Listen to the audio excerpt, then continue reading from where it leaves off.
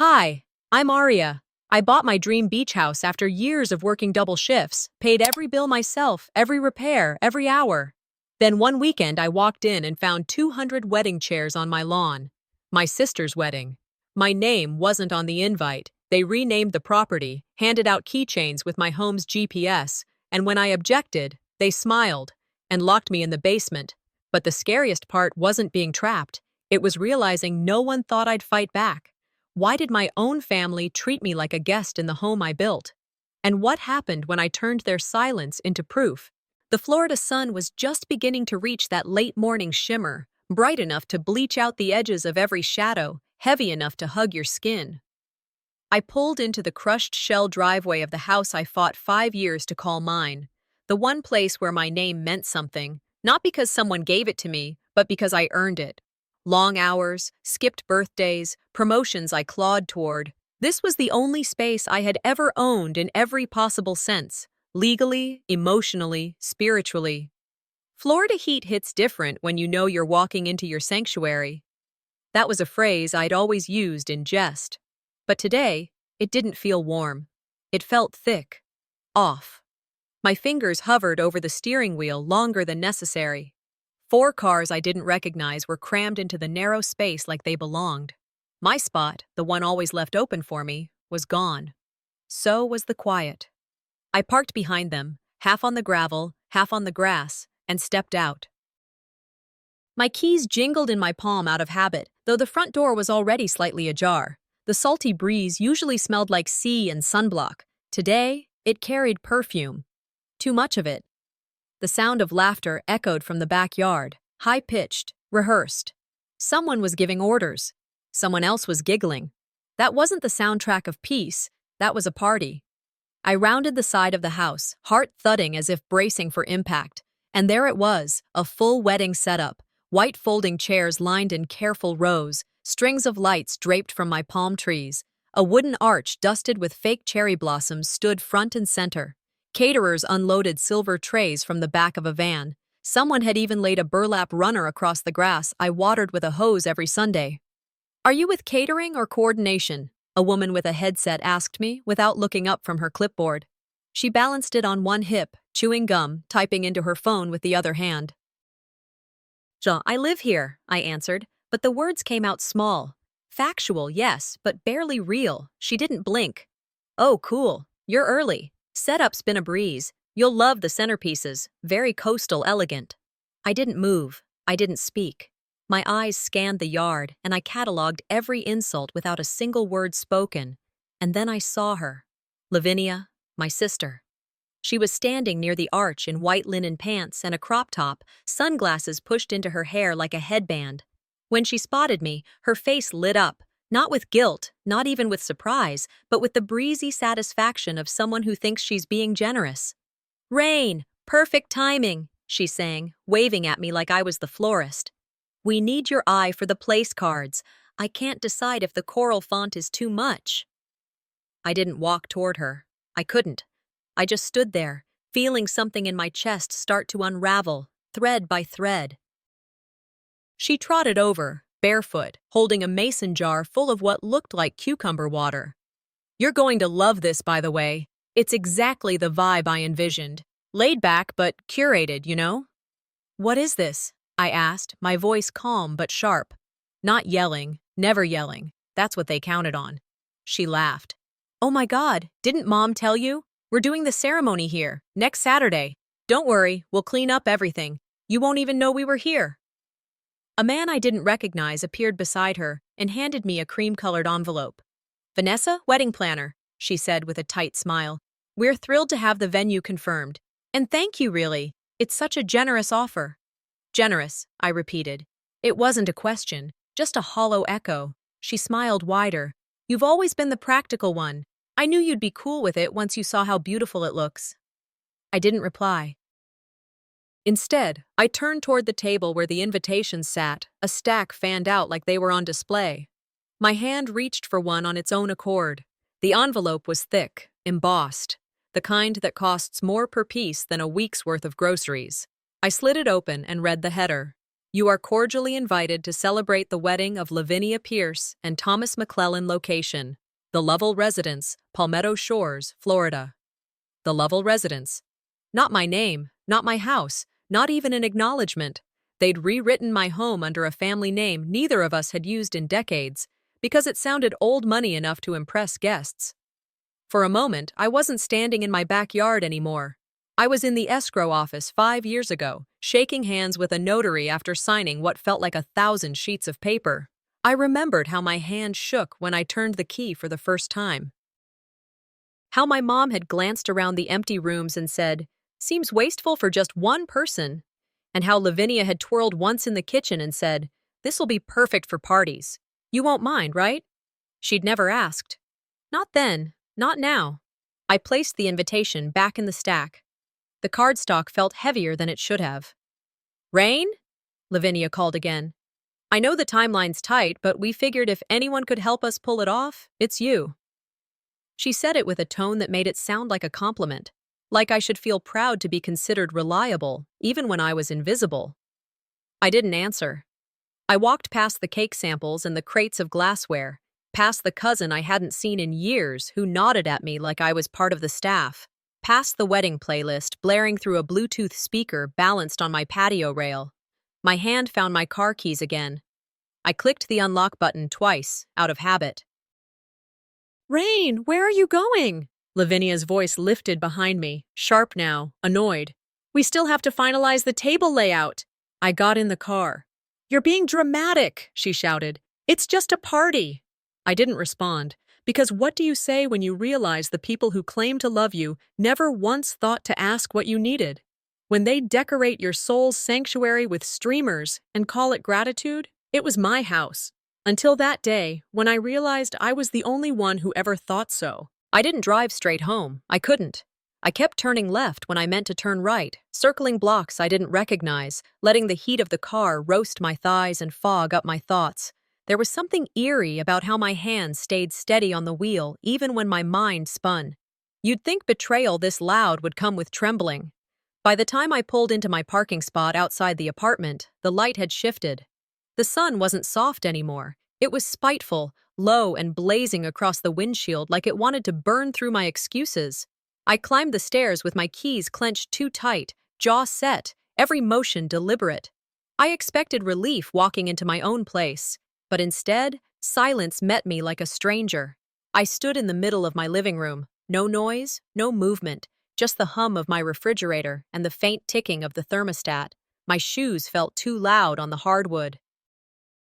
I dropped my purse onto the table and caught sight of the old framed photo on the bookshelf, one of the last all-family Thanksgivings before my dad stopped calling me on holidays and Lavinia started acting like my beach house was a family timeshare. I picked up the photo. My younger self smiled between them, unaware that everything would shift into something so performative. I stared at my mother's hand on my shoulder. It looked protective then. It didn't anymore. I put the frame face down. My phone lit up. 14 missed calls. 2 from Mom, 5 from Lavinia. The rest from numbers that weren't saved anymore. No voicemails, just digital echoes of expectation. I didn't answer. I wasn't ready to hear anyone talk like I was the one who needed to explain herself. The silence in my apartment had always been soothing. Today, it felt like a punishment. Not long after I collapsed onto the couch, the phone rang again. It was her, my mother.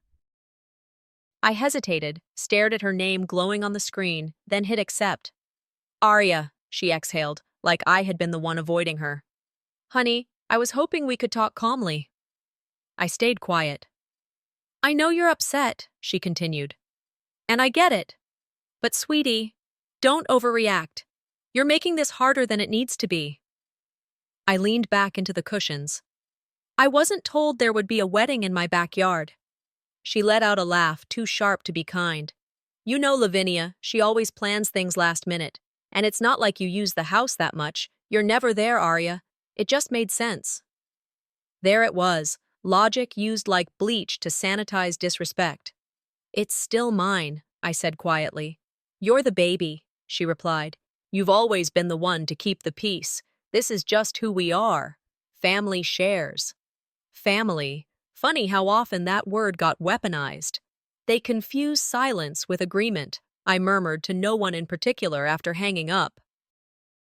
I stood, grabbed my laptop, and walked over to the kitchen counter where I'd left my unopened mail. I didn't feel dramatic. I felt erased. I opened the family's shared event calendar. Lavinia had started it 2 years ago when she began taking over holidays.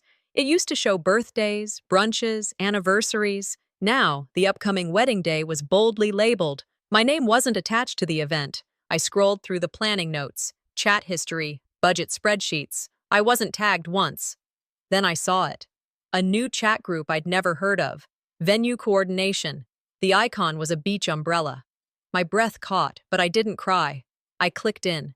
Messages from aunts, cousins, vendors, layout plans, food preferences. Someone even posted about the driveway being too narrow for a shuttle van. Not one message from me. No mention of checking with the owner. Just assumption layered on top of entitlement. A cousin messaged me separately. "Hey, just confirming you're still helping with the chairs Friday morning?" I didn't respond. Instead, I began taking screenshots, each one labeled organized, a folder titled 219 Proof. It wasn't that they forgot me.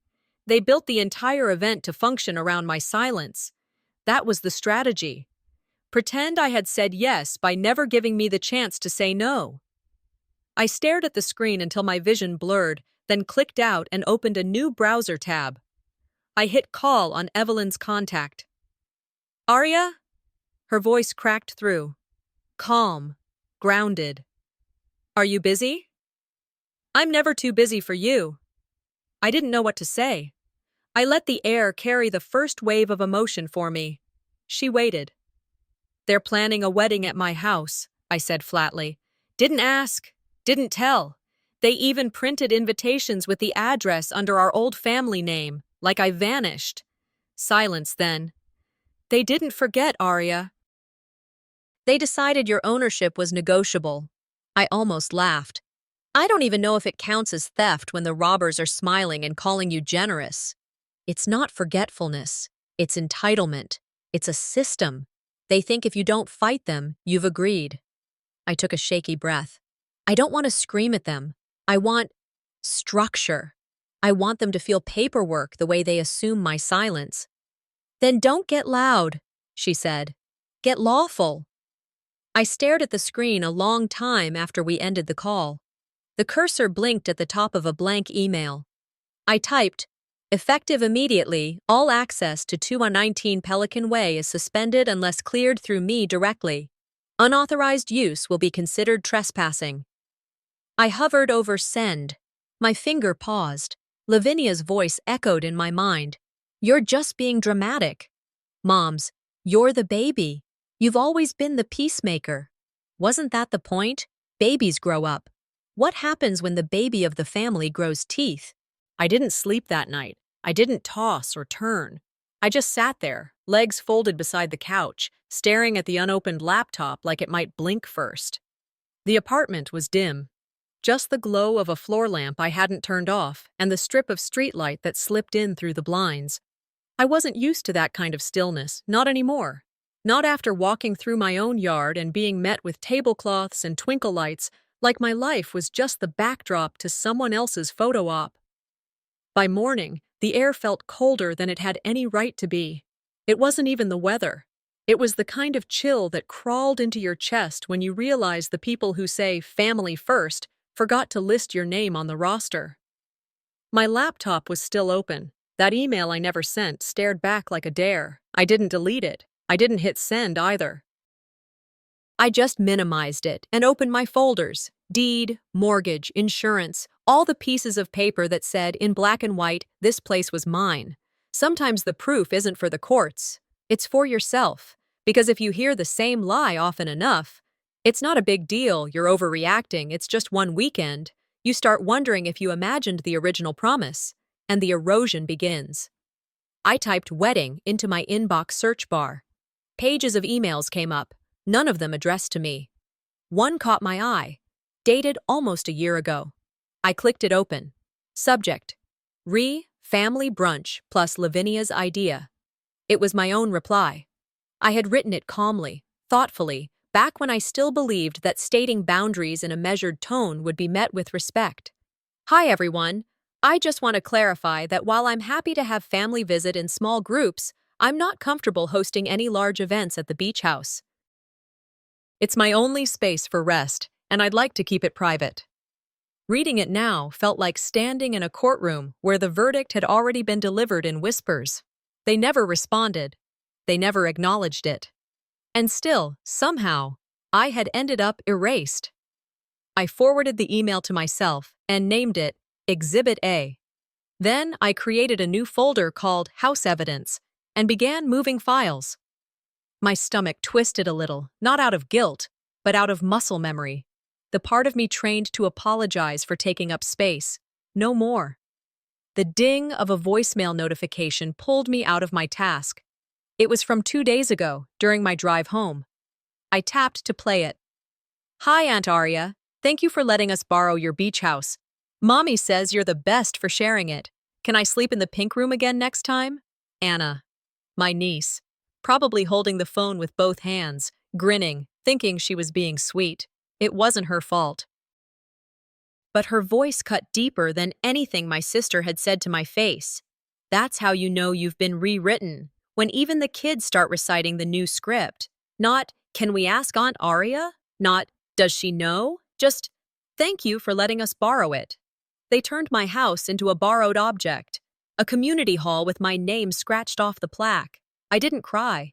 That part of me had dried up somewhere between the front porch and the plastic welcome sign Lavinia hung on my gate. I just opened the Notes app and typed, "They've rewritten me in my own story." I stared at the sentence for a long time, then started adding to it. Every thought, every quiet breach, every memory I had of being talked over, softened, kept in the loop, only after the loop had closed. Next, I opened the group chat I had been pulled from. Quietly, like someone tiptoeing past their own diary. I scrolled through photos, messages, dates, and then I found the one that snapped the illusion.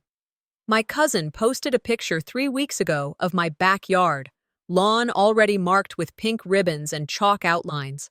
The caption read, "Final walkthrough at the venue, not Aria's house, not my cousin's place." Venue. I started screenshotting everything. By the time I was done, I had 52 files in a new folder called Witness. Not rage, not grief, just clarity. They hadn't stumbled into this betrayal. They'd built it. I texted Evelyn. You awake? The typing dots appeared almost immediately. Always. What's going on? I need to talk, I wrote. Like, now. She sent back her Zoom link. I clicked in. Her face filled the screen. Hair in a bun, glasses on, coffee mug in hand. The kind of friend who didn't need an introduction, just the facts. I found emails, planning threads, a voicemail from Anna. Evelyn leaned forward. Say more. I told her everything. She didn't interrupt, just listened. And then, when I paused, she said, You know this isn't just thoughtless, right? This is orchestrated. They created a reality that worked for them. You were just expected to keep smiling in the background. I swallowed hard. I don't want to fight. You're not fighting, she said. You're documenting. Then what? Then you name it. She was right. After we ended the call, I opened my journal, the one I used sparingly, usually for quotes and post-it reminders. I wrote a single line. If they treat you like a footnote, write your own chapter. It felt small on the page, but it felt like mine. Then I opened a new document. Title, Statement of Property Access Terms. I stared at the cursor, then began typing. I didn't send it yet, but it was the first time in days I'd written something that didn't end with a question mark. If silence is what made them bold, maybe my words will make them careful. It had been less than 48 hours since I left the house, but it felt like weeks. Every breath I'd taken in my apartment since then had felt suspended, like my body hadn't figured out how to land. So that morning, I didn't tell anyone. I just got in the car and drove back. I wasn't going to confront. Not yet. I just needed to feel the walls breathe me in again. The driveway looked even more crowded this time, more cars, more vans. It was starting to resemble a loading dock, Not a home. I parked across the street. I wasn't in the mood for a confrontation about who was authorized to be where, especially not when I was walking into my own property. Before stepping onto the porch, I pulled out my phone and opened the security app. Blank screen. No live feed. No notifications. Nothing. I tried refreshing. Still nothing. Inside the garage, I found the box of cameras. Mine, detached, tossed among extension cords and plastic centerpieces. Wires still curled like torn veins, stripped out of their ports, lifeless. I took photos of the cameras, the wires, the ceiling mounts they'd been ripped from. I opened my notes app and jotted timestamps, angles, and location details. My documentation wasn't emotional, it was forensic. They hadn't just erased me from the guest list, they'd unplugged me from my own home. The house smelled different now.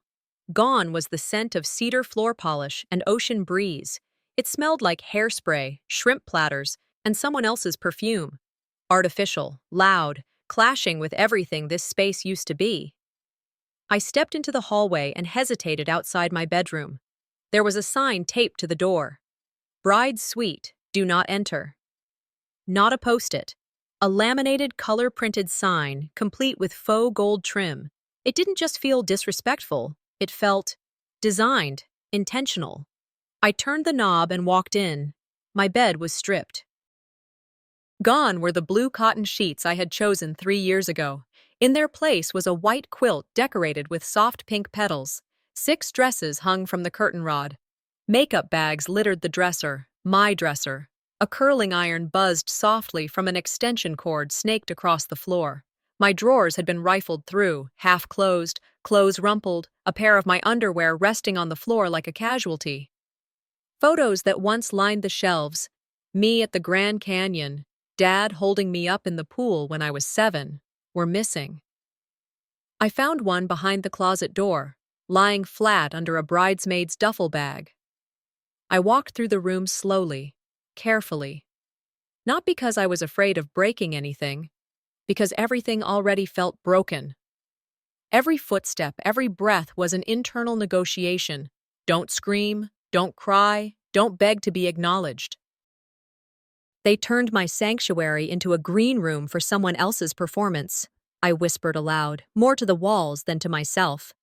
I made my way to the kitchen to grab a glass of water. That's when she walked in. "Arya?"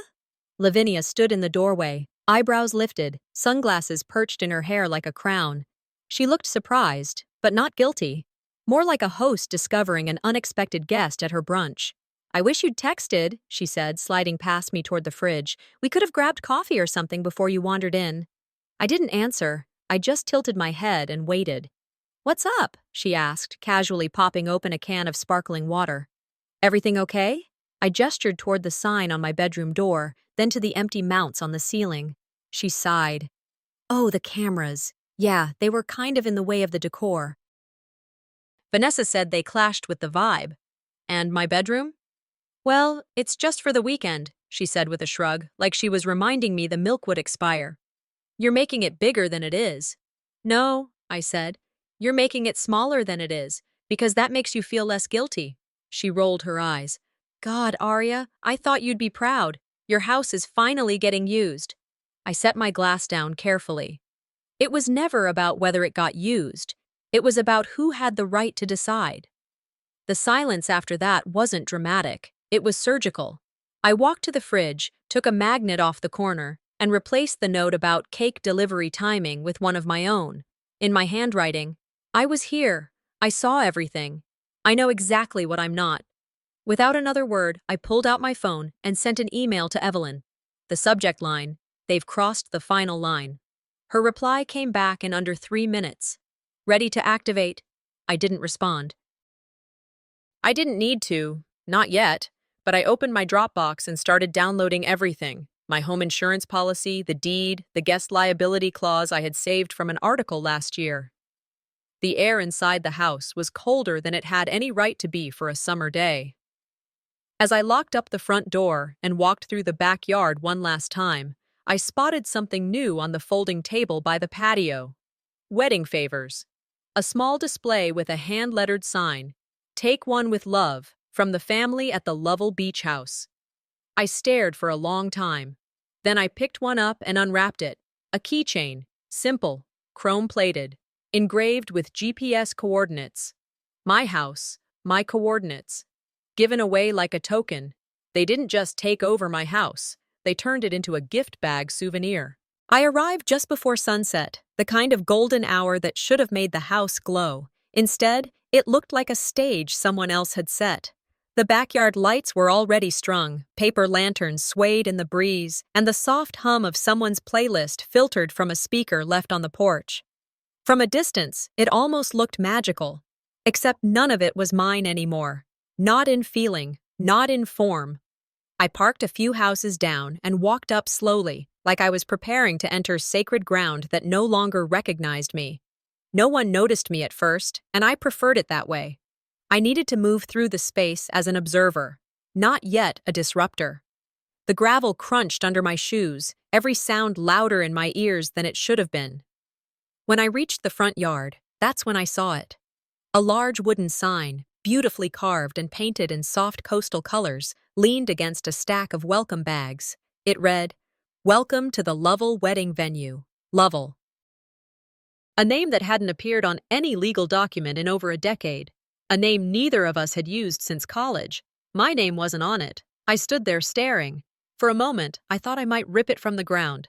But instead, I pulled out my phone, took a picture, and whispered, "It's like I never lived here." I walked to the porch swing and sat.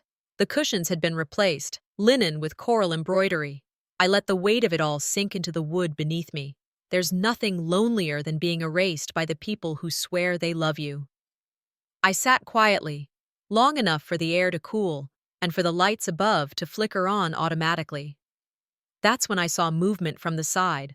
My father walking over, awkwardly adjusting the collar of his polo shirt like he hadn't expected to see me. "Didn't know you'd be here," he said, trying for neutral. "I didn't know I wasn't expected," I replied, looking out toward the horizon. He rubbed his hands together.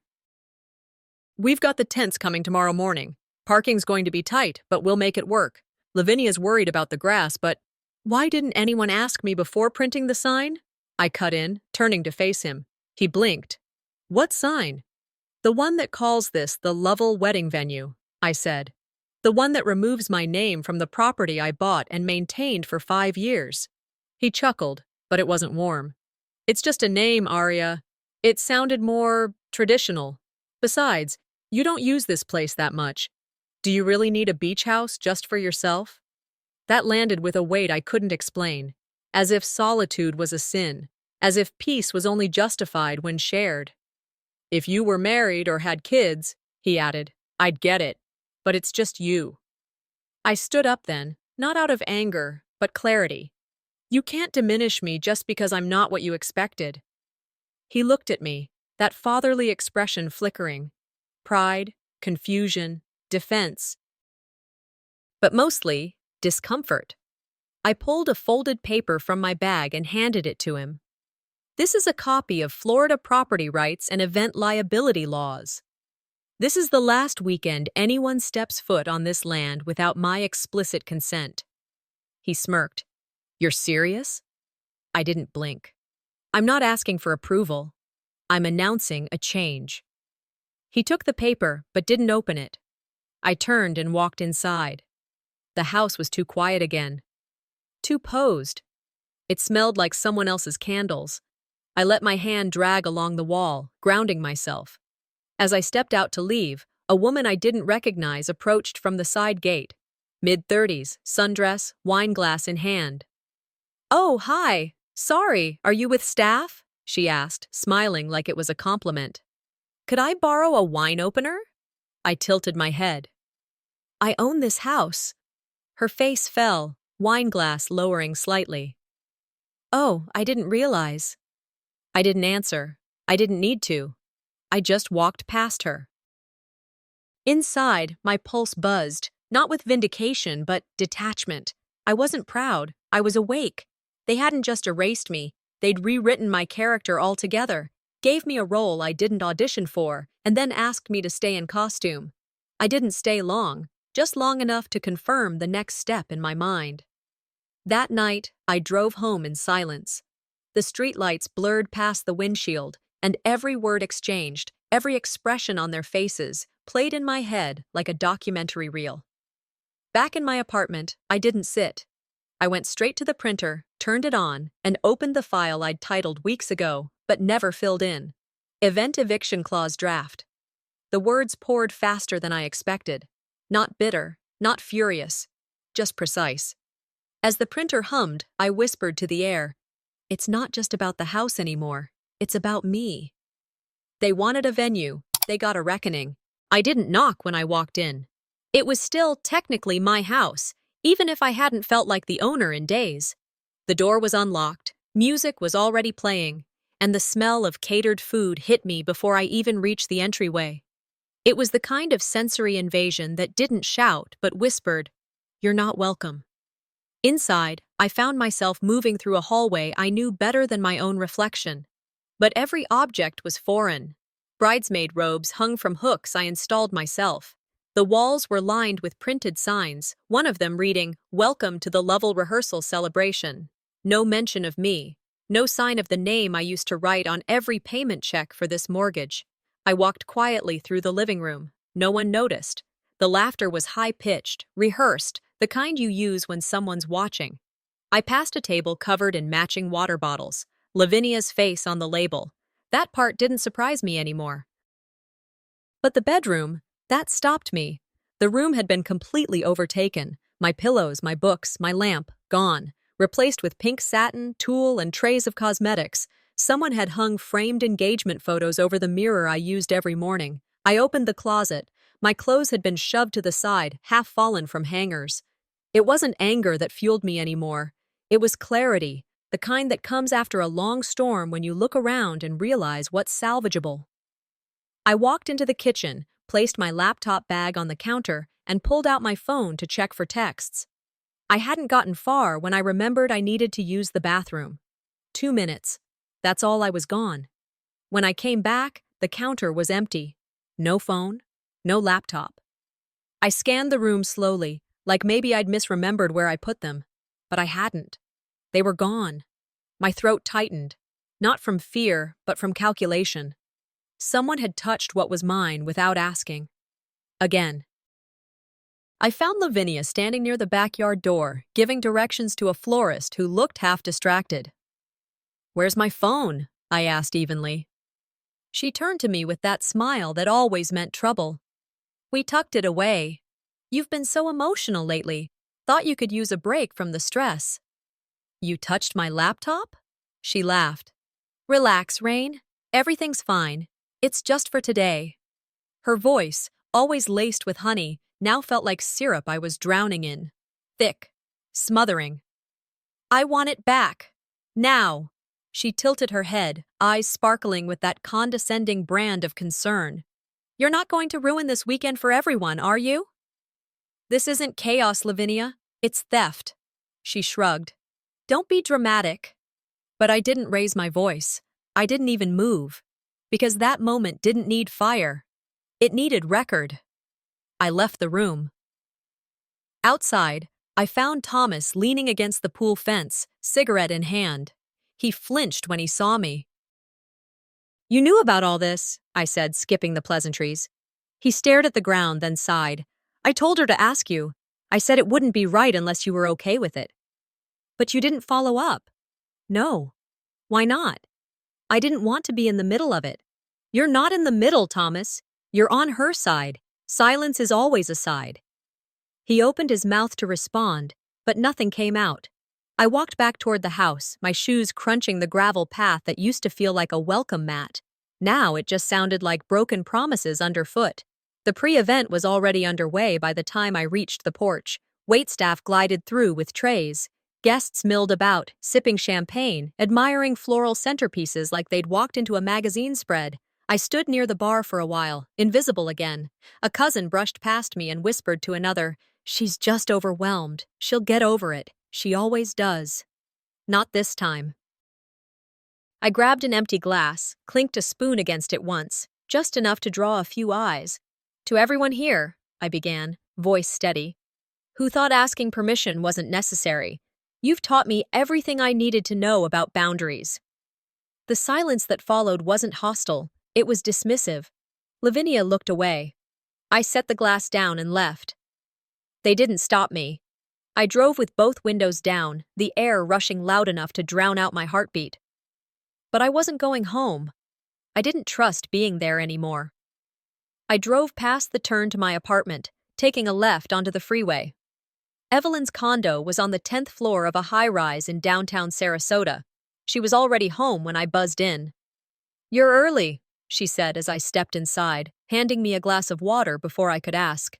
"They took my phone and laptop." She didn't ask for proof. She didn't need to. I pulled out the event eviction clause draft from my bag and placed it on her counter. "I'm done waiting." She scanned it briefly, nodding. "Plan B? Let's start tonight." She smiled, not with sympathy, but with approval. "They think they've taken enough from me," I said, as I pulled out my backup laptop from the duffel I kept at her place. "They haven't even seen the bill." The sun was just beginning to rise when I pulled into the driveway, if you could call it mine anymore. No one was outside yet. The air had that brief, quiet breath Florida mornings give you before the heat sets in. I stepped out of the car and felt the dew stick to my shoes as I walked toward the house. This time, I wasn't coming to observe. I came to act. I had rehearsed it. I would walk in calmly, approach Lavinia or my mother, whichever one noticed me first, and state, as clearly as I could, that any event held here today would be considered unauthorized and illegal. My heart didn't race. My palms didn't sweat.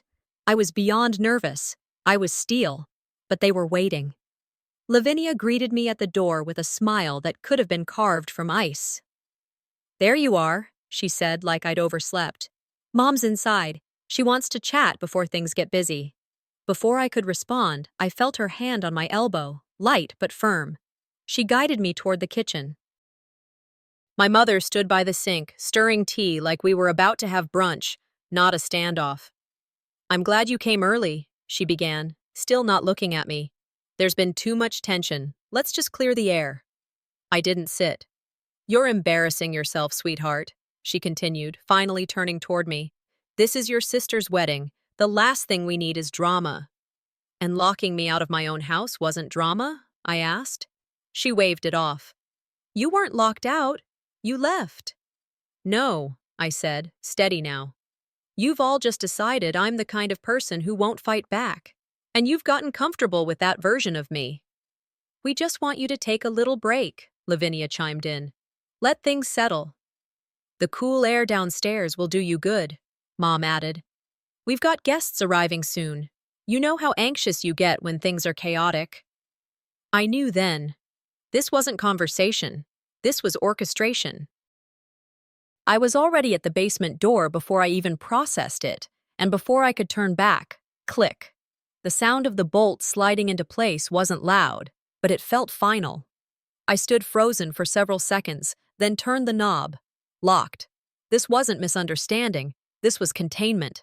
The basement hadn't changed much since the last time I'd visited it. An old couch, dusty exercise equipment, exposed pipes. The only light came from a narrow window near the ceiling, and it cast more shadow than illumination.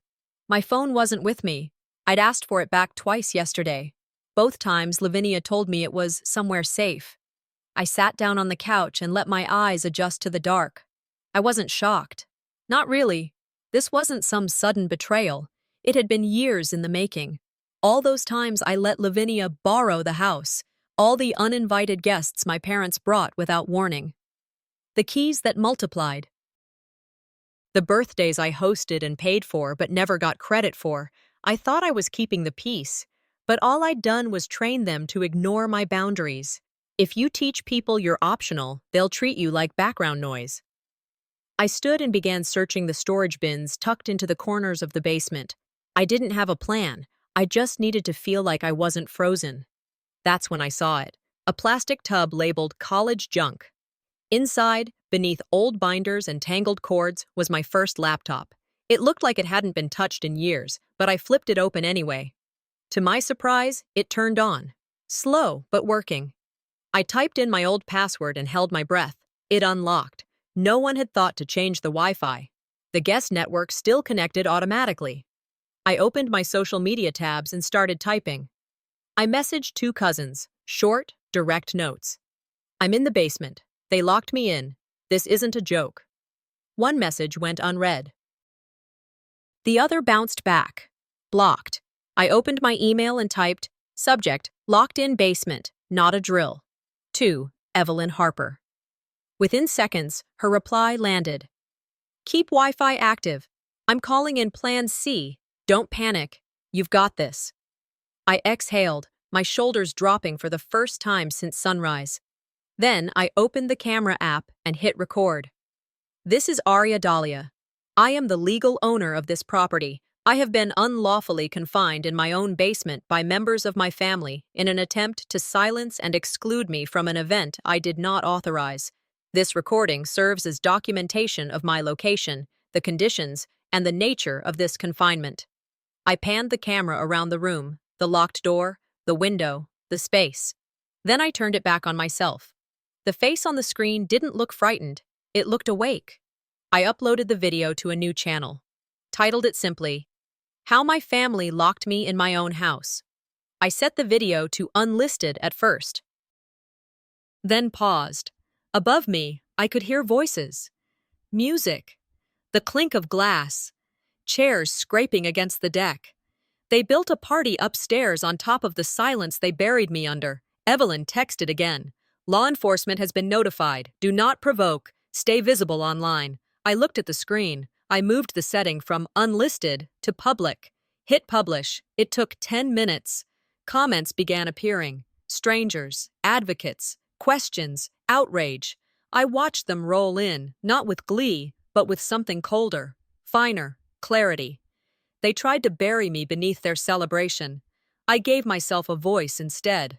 The sounds started just after 10. First the music, bright romantic strings drifting faintly through the floorboards. Then came the laughter, that careful, curated kind that exists more for photographs than for people. Toasts were already being made. Glasses clinked, shoes tapped against the hardwood above me, pacing out the rehearsal steps of a life Lavinia had choreographed without needing my permission. I sat in the same spot where I'd recorded my video hours earlier, laptop open, camera still rolling. A stream of comments trickled in, faster now. Names I didn't recognize, hearts and exclamation points, shocked emojis, and people tagging others to watch. I wasn't panicking. There was a strange calm to it all, like when you finally recognize that the fire is real and stop trying to blow out smoke. I breathed in, slow and deliberate. When your story's finally heard, I said aloud, fear stops being the loudest thing in the room. By the time the video hit its first 1,000 views, Evelyn had arrived. I heard the knock, the voices above me falter. Then footsteps rushed toward the front entrance, quieter, scattered. The music skipped once, then silence, and then yelling. I couldn't make out the words until a voice, clear and firm, filtered through the basement vent above me. Ms. Dahlia, are you safe? We're here on your behalf. I stood, walked to the vent, raised my voice just enough. Yes, I'm the homeowner. And yes, I'm pressing charges. Metal clanked, a key turned in the lock, and the basement door creaked open. The light hit me like applause. I stepped into it, back straight, eyes forward. Evelyn stood at the top of the stairs beside a female officer. She didn't smile. She didn't need to. Her presence said it all. Your house again, she whispered as she hugged me briefly. I didn't reply. I was too focused on the crowd gathering at the back patio. I could see them through the open sliding doors, rows of white chairs, guests clutching drinks mid-toast, stunned into stillness. Lavinia stood near the altar, veil half-pinned, bouquet dangling from one hand. Her eyes widened when she saw me, confusion warping into disbelief. She stepped forward, but Evelyn blocked her with a single raised palm. Don't, she said. Calm, authoritative. I walked into the yard, each step measured, deliberate. The gravel underfoot no longer crunched like an accusation. It sounded like confirmation. I stopped at the center and turned to the crowd. My voice didn't shake. I was locked in my own basement, I said. While this was set up, whispers broke out like wildfire. A few guests exchanged horrified looks. Others looked at Lavinia, who stood frozen in place. Without my knowledge, without my consent. In the house I bought, renovated, and lived in for 5 years. No one interrupted me. At the edge of the patio, a screen lit up.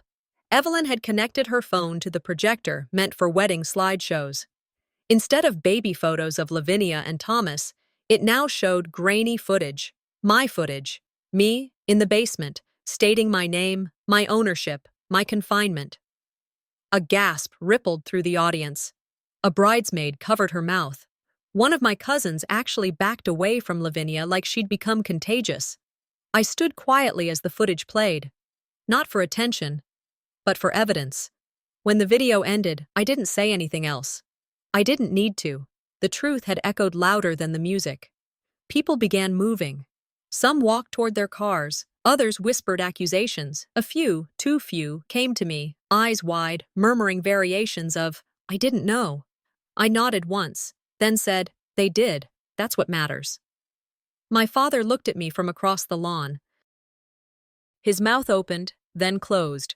My mother disappeared into the house. Lavinia stormed forward. "You just ruined everything." I didn't flinch. "No," I said. "You ruined me. I just gave it a screen." She blinked rapidly, mouth moving like she was searching for a retort, but nothing came. I walked past her, back into the house, Evelyn beside me. In the kitchen, the clinking of silverware had stopped. A wine glass lay on its side, its contents staining one of the centerpieces. I poured myself a glass of water, held it with both hands. On the counter sat a wedding favor, wrapped in twine, delicate, hand-painted. I unwrapped it. A chrome keychain. GPS coordinates engraved on one side. My house. Again. Given away like a prize in a raffle. I dropped it in the trash. "I'll choose who gets souvenirs from my life now," I said. Evelyn smiled faintly. I took a sip of water, felt the cool of it settle my chest. "Let's talk to the tour company next." The silence afterward was thicker than the music had ever been. No more laughter, no string quartet humming a curated playlist, just the wind picking up a stray napkin and dragging it across the grass like it was ashamed to be left behind. I sat on the edge of the porch, elbows on my knees, watching as guests trickled toward their cars. Some moved quickly, heads down. Others lingered, unsure if they should say something or just disappear like the party they came for. I didn't say a word. I didn't need to. My existence had spoken for itself. Birds chirped from the trees, louder now than the people had been. The air tasted like salt and something else. Closure. One of my cousins approached, hesitated, then mumbled, "I had no idea, Arya." I looked at her, calm. "You knew. Maybe not all the details, but you knew enough to know it was wrong. And you said nothing." She nodded and walked away.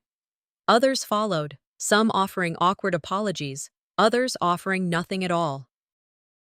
It didn't matter. Apologies at the end of exposure aren't confessions, they're reactions. Evelyn stepped out onto the porch, clipboard in hand. "Statements are taken. Officer Rivera has a copy of the footage. It's been formally logged."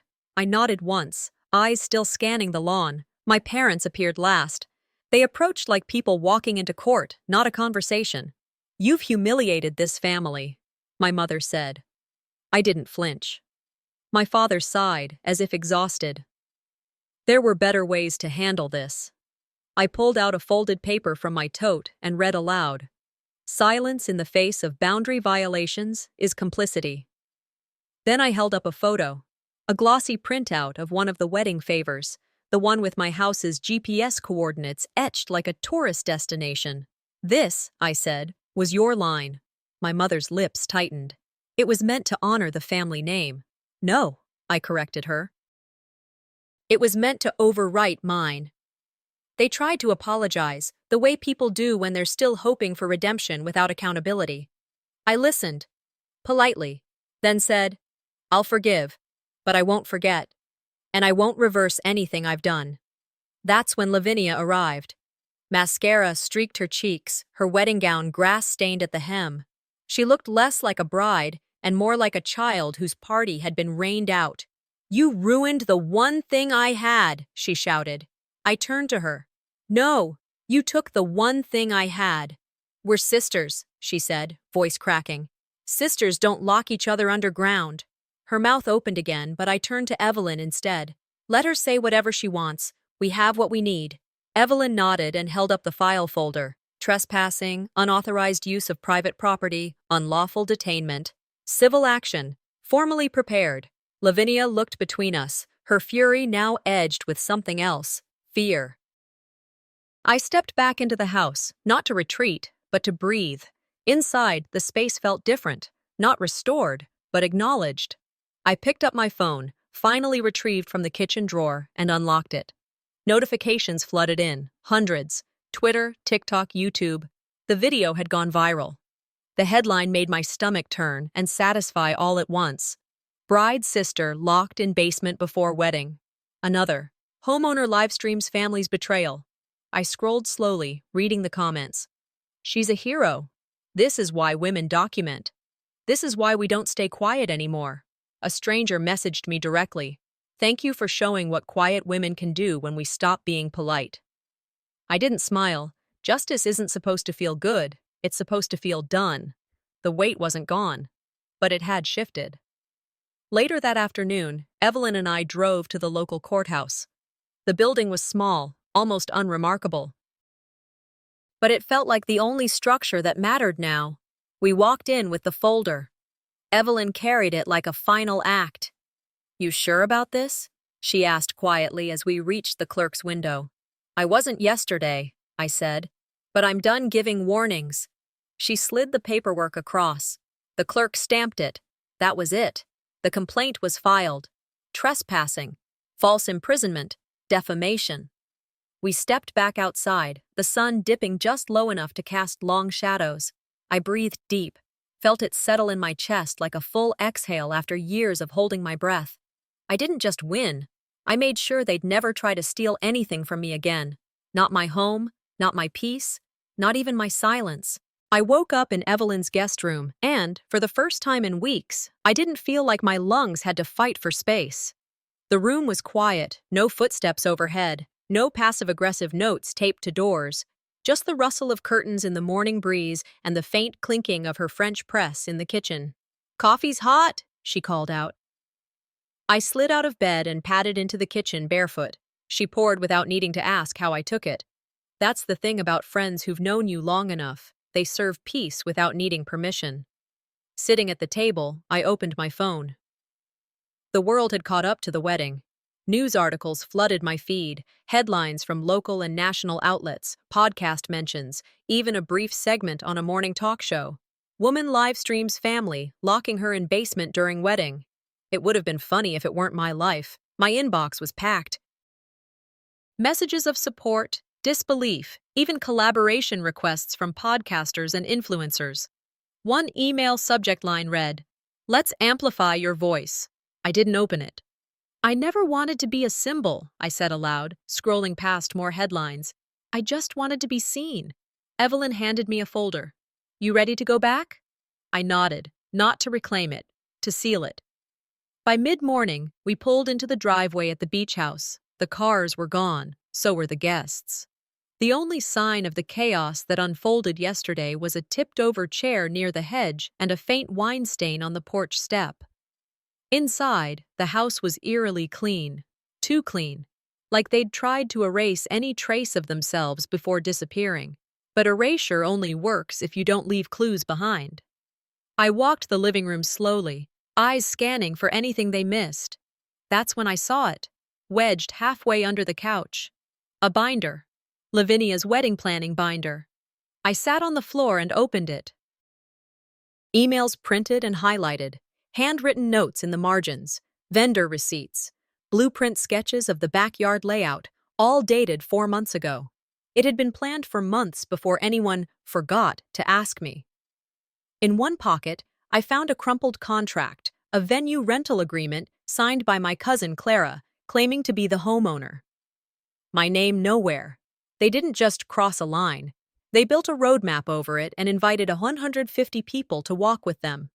I placed the binder into my bag, took photos of every page, and texted Evelyn. We have our linchpin. That afternoon, we sat across from each other at her office, the conference table between us covered in documents. She reviewed every page, her expression a mix of anger and validation. The forged contract alone could trigger a fraud claim, she said. Minimum civil penalties, possibly criminal, depending on how they used it. We proceed now? She hesitated. You could allow a formal demand letter first. Give them the option to settle. I don't want revenge, I said, but I do want closure that can't be rewritten later. We drafted the letter together, a public apology, reimbursement for damages, return of all house keys, every single one, including copies held by cousins, parents, and just-in-case relatives. You're not just taking your house back, Evelyn said, smiling. You're restoring your name. Later that evening, texts started trickling in. Some cousins sent voice notes, awkwardly phrased apologies. A few aunts sent prayer emojis. One uncle messaged, "Could have handled this privately. Airing family drama for clicks is low." I forwarded him the state trespassing statute with the section highlighted in yellow. Lavinia's influencer account went dark. Someone sent me a screenshot. Her sponsors had pulled out, and a few wedding industry blogs were calling her out by name. My father emailed me. Subject: We didn't know body. We didn't realize how far this had gone. We didn't mean to hurt you. My reply was one line. Intent doesn't erase impact. I didn't write it out of malice.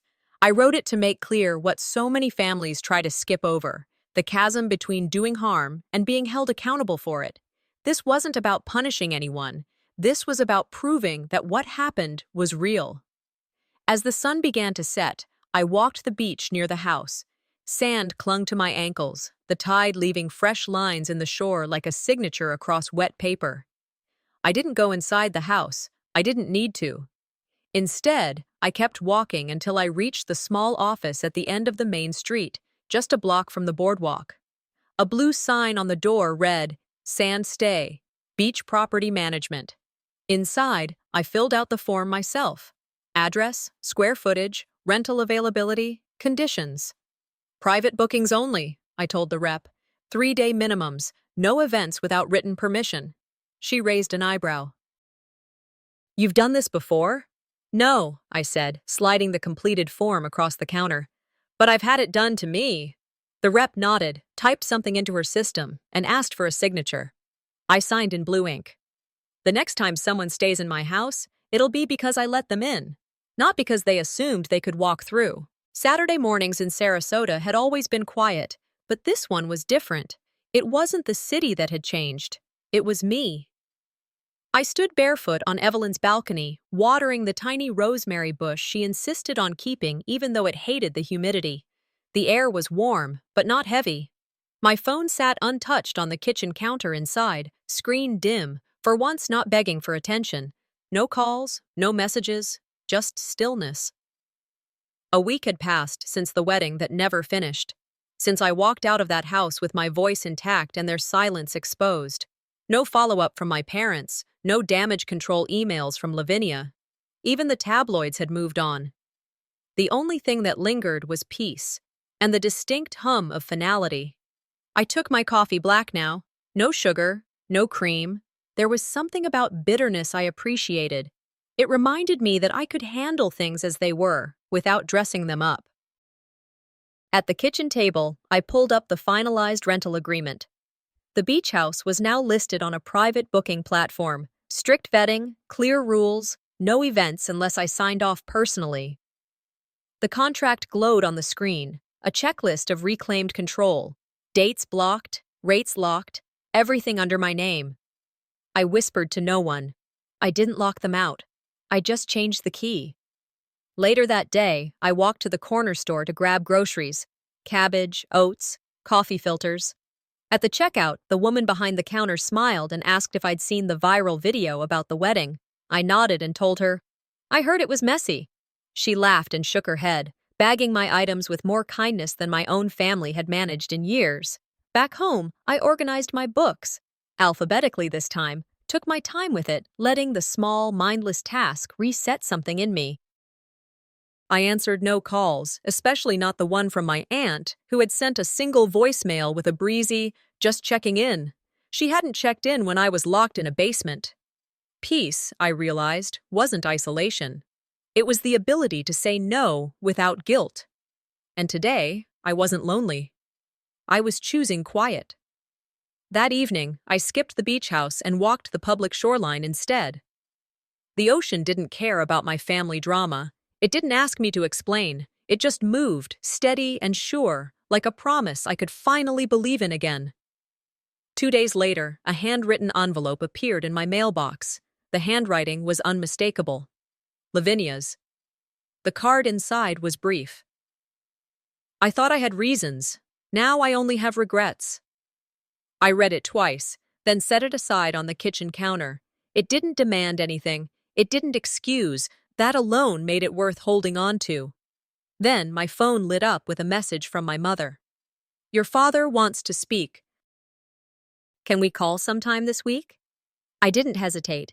I'll let you know if I'm available next week. I didn't send it to be cruel. I sent it to be clear. Distance isn't revenge. It's repair.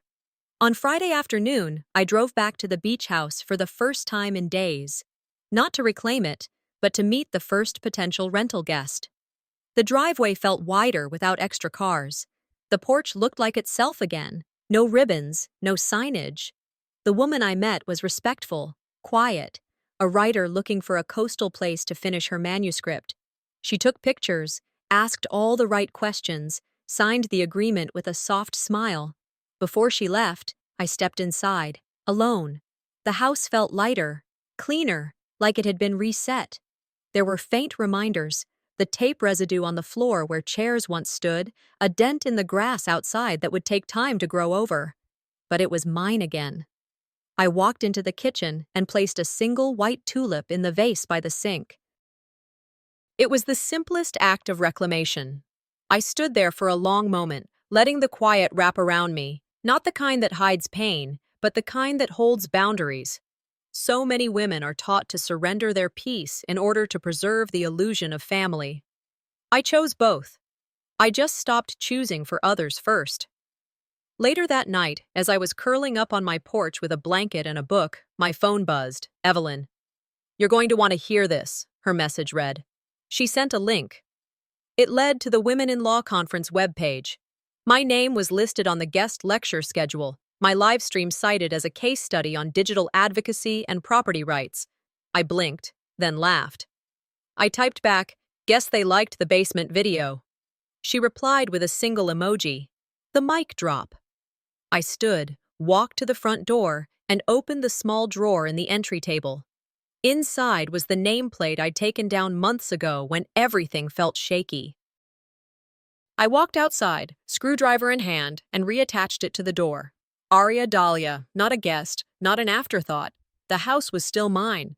But more importantly, so was the version of me they tried to bury. The studio lights were hotter than expected, and the mic clip on my collar felt foreign, almost too personal. Across from me, the producer gave me a thumbs up. I took a slow breath, looked into the lens, and nodded. We're live in 5. The national podcast's host smiled at me from behind her mic, kind but sharp-eyed. We'll walk through your story. Just be yourself. I'd rehearsed nothing, and for once, I didn't need to. 2 weeks had passed since the court date, since the statement, since the headlines. I'd gone from being the forgotten sister at a family wedding to someone strangers recognized in coffee shops, offering nods of solidarity or quiet thanks. Some called it viral justice, some called it oversharing. I called it documentation. The interview began. We talked about the live stream, the court case, the legal precedent it had sparked. Evelyn's firm now handled half a dozen new cases involving unauthorized use of women's property, most of them by family. And how are you doing now? The host asked softly. I smiled, slow. I'm not hiding bruises. I'm highlighting the strength beneath them. The segment ended 20 minutes later. The applause was polite, but the message had landed. As I stepped off the set, I thought about how none of this was about the beach house anymore. It was about how easily silence is expected, and how powerful it is when broken. The next day, I sat across from Lavinia in a small courtroom. The walls were beige. The judge's voice was flat. The facts were sharp. Evelyn laid out everything: the forged venue contract, the falsified name on the permits, the messages where I was intentionally excluded from decision-making. Lavinia's lawyer leaned into the family misunderstanding narrative, miscommunication, confusion. The wedding stress made things foggy. I sat still until the judge turned to me. I didn't raise my voice. Family doesn't lock you in a basement. It doesn't reprint your life under its own name, and it sure as hell doesn't sell your silence to make a prettier party. The judge ruled in my favor. Full legal injunction, all keys to be returned, a public written apology, reimbursement for damages in monthly payments. My father looked down the whole time. My mother didn't speak. Lavinia stared at me like a stranger she'd once known better. Weeks later, I hosted my first event at the beach house. Not a party, but a legal empowerment seminar. No camera crew, just 30 women from around town, some with daughters by their side. We sat in the living room that used to feel like someone else's stage. Now it was mine again. I almost lost this house, I began. Not by thieves or fraudsters, but by assumption. People I loved thought I wouldn't say no. That's what happens when you confuse kindness with permission. I showed them photos, before, during, after. Not to impress, to teach. This wasn't vengeance. This was visibility. A few days later, I got a letter, certified mail, Lavinia's handwriting on the envelope. Inside, a typed apology, stiff and clearly reviewed by lawyers. No affection, no elaboration, just the minimum required by the court. I read it once and tucked it into the drawer beside my deed. Then I took a yellow sticky note, wrote one sentence, and placed it above the folder. I don't need your remorse to remember who I am. Later that night, I walked through the house again. Each doorknob had been changed since the wedding. Each key matched only the locks I authorized. Standing in the hallway, I whispered, "They can't come in again, and I don't have to go out to be heard." The next afternoon, as the sun dipped low over the Gulf, I stood on the porch sipping iced tea when I saw her. A little girl from the seminar, 8, maybe 9, walked up the path trailing behind her mother. She looked up at me with wide eyes. "Are you the lady who stood up for her house?" I smiled and knelt to her height. "Yes, and now it's yours too, not the house, but the voice to say no." She hugged me tight. No words. Just that grip only kids can give when something feels big, even if they can't name it. She ran off. I stood there long after, watching the sun settle into the sea. The light stretched wide across the sand like a promise I'd made to myself. They thought they could take what I owned, reshape who I was, and control how I'd be remembered.